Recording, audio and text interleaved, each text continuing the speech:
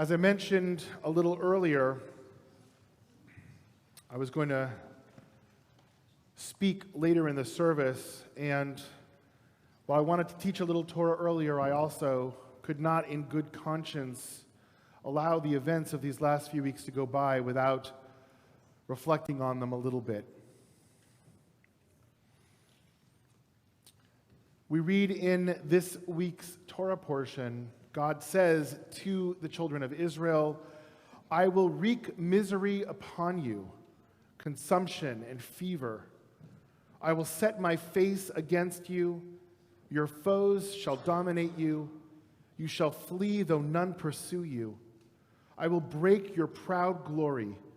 Your strength shall be spent for no purpose. I will cast faintness into your hearts, and the sound of a driven leaf shall put you to flight." Illness, weakness, fear are all part of this week's parashah in a section called the Tochecha. They are consequences for our actions when we don't live as we are supposed to. They follow a short section of blessings for proper behavior, but the section of these curses are much longer. And although we didn't read them this year because they were in the beginning of our parsha and we're reading the third triennial, I'm thinking that perhaps we should have. For as I read through the list of disturbing curses, I found that too many of them are ringing true. These past few weeks have been a horrible combination of war, illness, murder, and fear. The killing in the Ukraine continues. COVID surges and persists. People are afraid to come to worship, to go to the grocery store. Our children are afraid to go to school. Just in the last 14 days, people were murdered while they shopped in Buffalo, while they prayed in Orange County, and 19 school children, along with 2 teachers, were slaughtered in their classroom. Just yesterday, a meeting that I was in was interrupted when a parent I was sitting next to received notification that the school that her 2 children attend was on lockdown in Forest Ranch along with 4 other schools because someone had phoned in a threat. I sat there with her as she tried to think of words to say to her child who had texted her saying, "I'm terrified." We seem to be living far too many of these horrific curses that our parasha lists as the worst things that could possibly happen to us. Traditionally, this section is read in a subdued manner, almost a whisper, so as not to bring them to reality. But I've always struggled with that custom. In a way, it doesn't make much sense. A tochecha is a rebuke. And if that is its purpose, it should be heard, not quietly hidden away. It should be read aloud. It should be clearly understood. A tochecha is a rebuke. And it's time for us to hear a rebuke. We live in a world of such polarization that we're paralyzed. We as a society are so eager to say that we are right and others are wrong that we do not allow for any conversation, compromise, or change. My friends, I don't care whether you believe that every gun in the world should be destroyed or every person should carry one. That disagreement and every permutation along its spectrum is irrelevant right now. We must all agree that our children need to stop dying in their schools, that our congregants need to stop dying in their synagogues and churches, that our citizens need to stop being murdered as they shop for food. No society can say that they are just and a good society when it allows for this to continue unabated.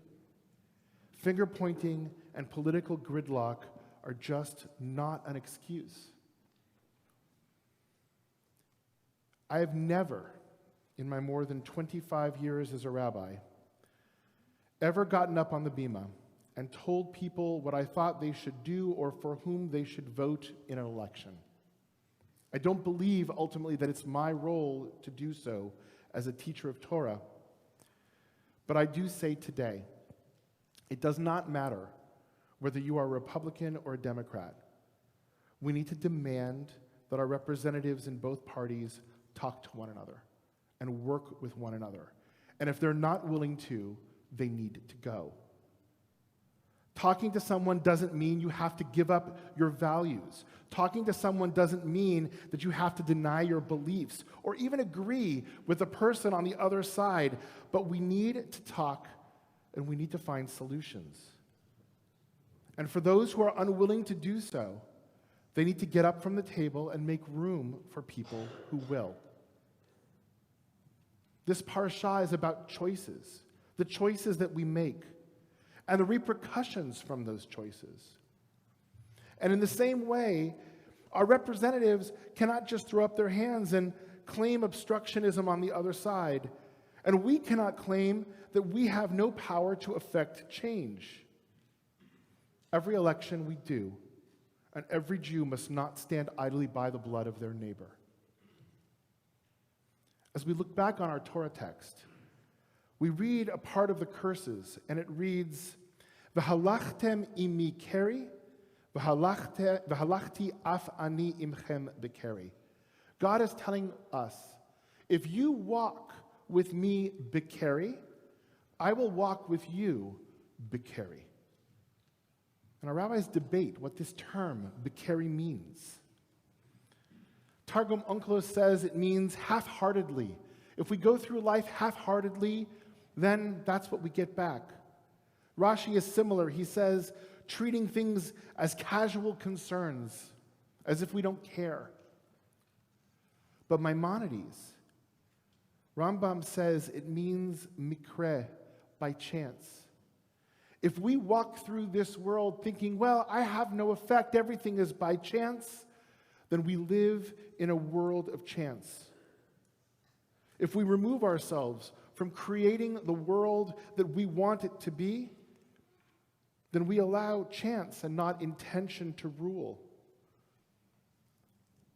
Rambam also adds in his code of Jewish law, the Mishnah Torah, that it is up to us.